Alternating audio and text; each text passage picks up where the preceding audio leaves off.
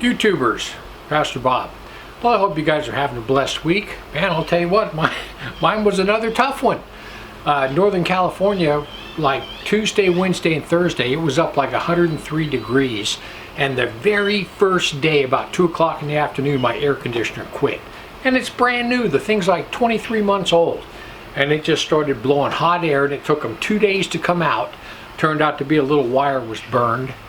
So anyway, they got that fixed, and now we're cooling again. But I'll tell you what, man, the older I get, the less I can take heat. That's why I'm not going to hell. I don't like heat. Well, anyway, listen, I've had several people ask me to do a video about divorce. And so I thought we'd go ahead and tackle that. Let's see, it's Friday morning. Me and the Broad, we're just out here hanging out in the garage. It's nice and cool in the morning. So we're going to talk about divorce. Now, various denominations teach various things. But Orthodox Christianity teaches that there are 2 reasons in the New Testament that a person can get a divorce. And this is what I believe also. And the first rule is the rule of adultery.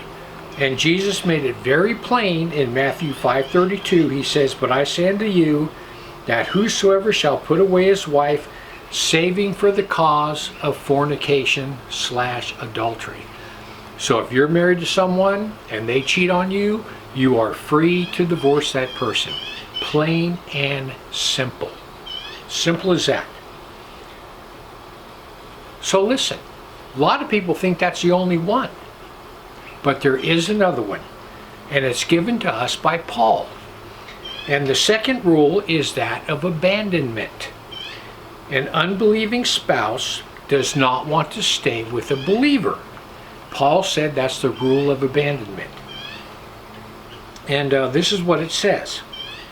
And unto the married, this is, by the way, this is in 2 Corinthians 10.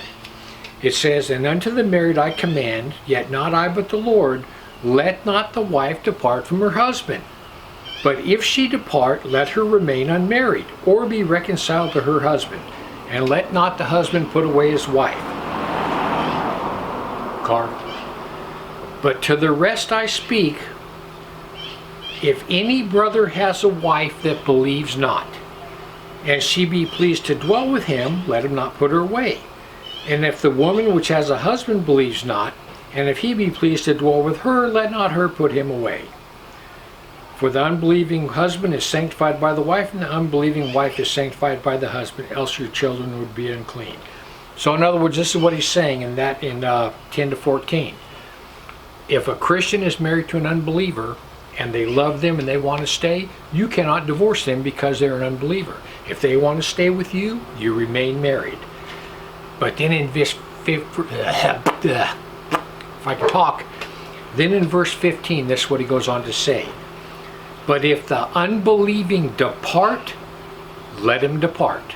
A brother or sister is not under bondage in such cases, but God has called us to peace." So this is what he's saying. That if an unbeliever is married to a believer, and they can't take the fact that they're a believer and they want to depart, Paul says, let them leave. You are no longer under bondage. And that word bondage is the key. The word bondage in that key literally means the marriage covenant. So listen, if the unbelieving depart, you can divorce them. It's called the law of abandonment, put down by Paul in 2 Corinthians 10 to 15. Now, this is what I want to say about that. It doesn't matter if you've been divorced. Like I've been divorced. My first marriage lasted 10 years. I was a believer. She wasn't. And she wound up having an affair. Done deal. But it doesn't matter what your reason for divorce is. If you are now a believer, right? If you're now a believer and you're not married, doesn't matter if you got divorced for non-biblical reasons, we are under grace. All sins are forgiven, and you are free to marry anybody you want to. If you're married and your marriage doesn't fall into the law of adultery or the law of abandonment, the Lord wants you to stay married.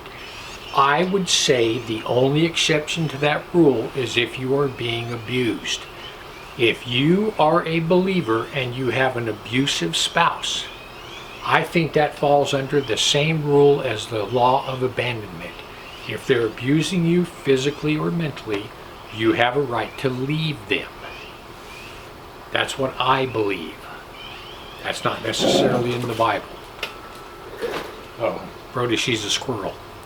But anyway, I hope that clears it up. If you have any more questions about divorce, and you don't have to agree with what I'm saying. You know, people have been arguing about this forever. But that's it. The rule of abandonment and the rule of adultery, and of course abuse. Anyway, I hope that clears things up. If you have any comments, leave it in the comment section. I'll try to answer all of them. Anyway, heaven or hell, you choose. Just remember, once you take your last breath, it's a done deal. Good.